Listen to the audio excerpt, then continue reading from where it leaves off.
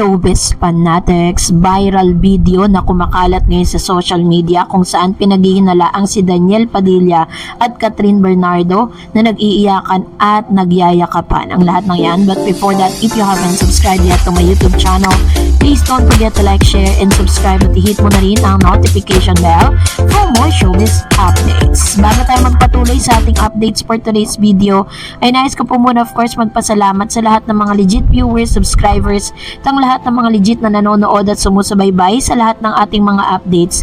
Maraming salamat po sa inyong panonood. And for today's video, ito na nga, dahil updates po tayo patungkol dito kay Catherine Bernardo kung saan ito na po yata yung pinakamapangahas na commercials na ginawa po ni Miss Catherine.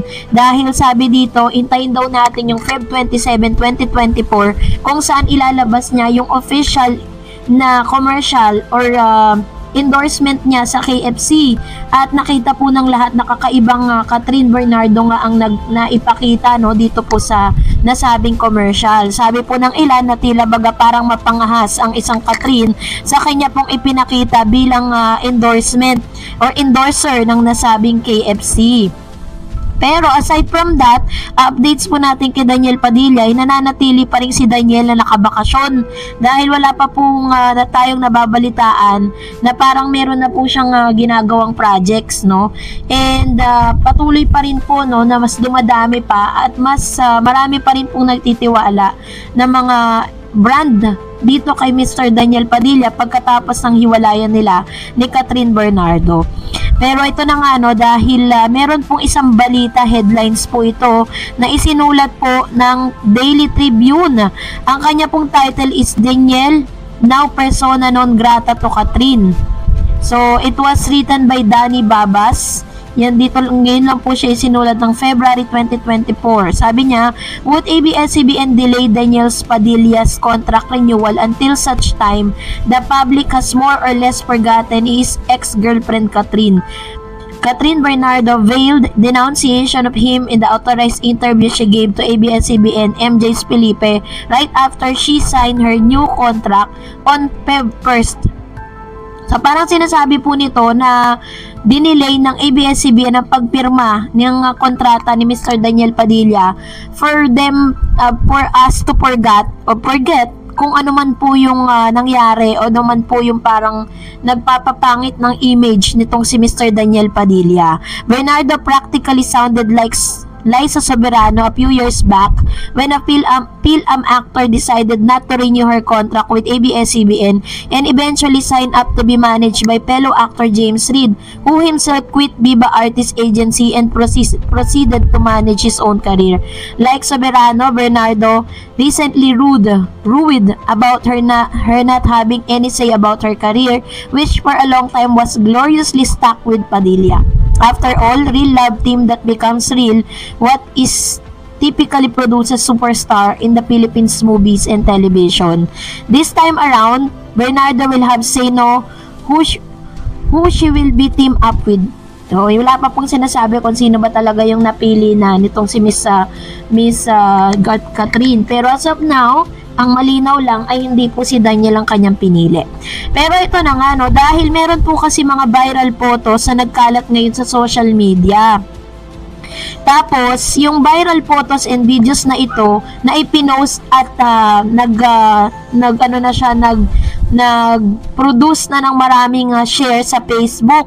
At sa video na ipinalabas po or parang inilabas, tila baga sinasabi ng caption na sabi niya ganun, si Daniel Padilla ba tong umiiyak kay Catherine?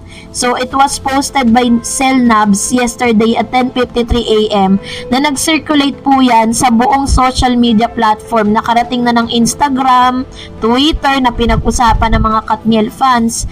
Pero para po to give it clear, ito po yung pinaka video. Ayan.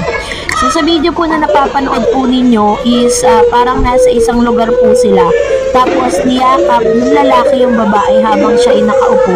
Tapos pinaghihinalaan na si Mr. Daniel Padilla daw yan na habang umiiyak at nagsosorry kay Catherine.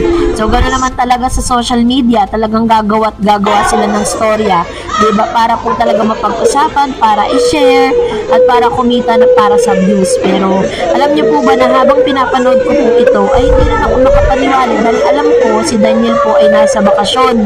So malayo po mangyari to. Kaya nung binasa ko po sa comment section, nakita ko po yung isang comment, sabi ni Gabsy.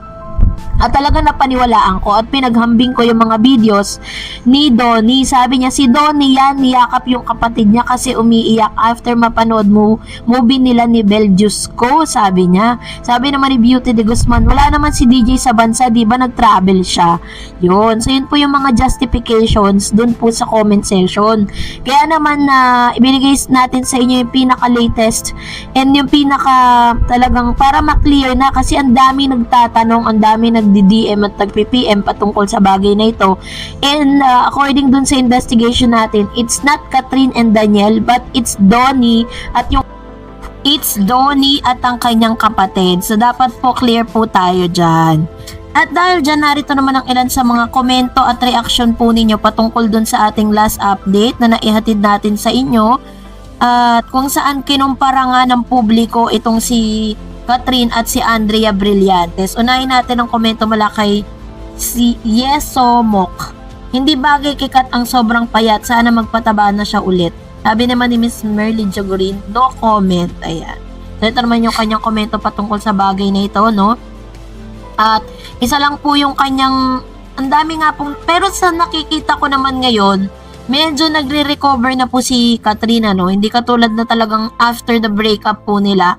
Doon na natin na-realize na kaya pala sobrang payat ni Catherine kasi may pinagdadaanan siya during that time. Pero this time, medyo nagre-recover na po yung kanyang katawan. And sabi ni Alexander Parohinog, cut din kami, kaya sana manahimik na ang mga fans si Daniel kasi ayaw na nga ni Catherine makipagbalikan kay Daniel kaya sa tanggapin na ng fans ni Daniel ang katotohanan na hiwalay na sila. Yun. So ito naman po yung kanyang komento patungkol sa bagay na ito. At let's respect to that, ano? Kung talagang gusto ng tao na ang maging collab team talaga ni Catherine is si Alden Richards, wala tayong magagawa. Pero syempre, ang ABS-CBN at ang GMA Network po ang kanilang yung magiging decision factor dyan kasi directly po kasi sila na nakapirma ng kontrata. Sabi naman ni Rosa, di po makikipagkompetensya si Miss Kat kahit kanino. Remember, please spare Miss Kat, nananahimik po siya. Whatever she have right now, she's responsible for it. Move on na po tayo. Wag drag yung name ni Miss Kat kapag pinag-uusapan si X at si Andres Bonifacio at peace na po si Miss Kat. God bless Kat. Ayan. So ito naman po yung kanyang komento patungkol sa bagay na ito.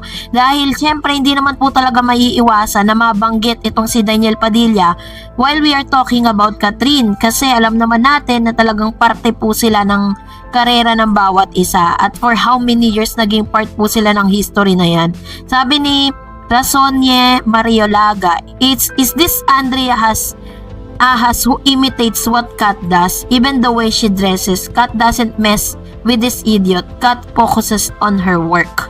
Sabi naman ng isang user, oo nga, solid Catherine kami. Ayan. So ito naman po yung kanilang mga komento at reaction patungkol sa sinasabi nga nitong si Miss Marie Olga, yan, ang hirap ng pangalan niya, na parang feeling ng ilan, ginagaya nga nitong si Andrea. Pero para sa akin, may sarili po silang identity at may sarili rin po silang mga taga-damit sa kanila.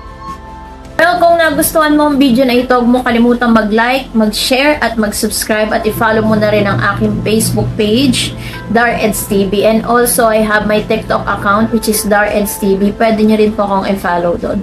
Thank you for watching guys. God bless everyone!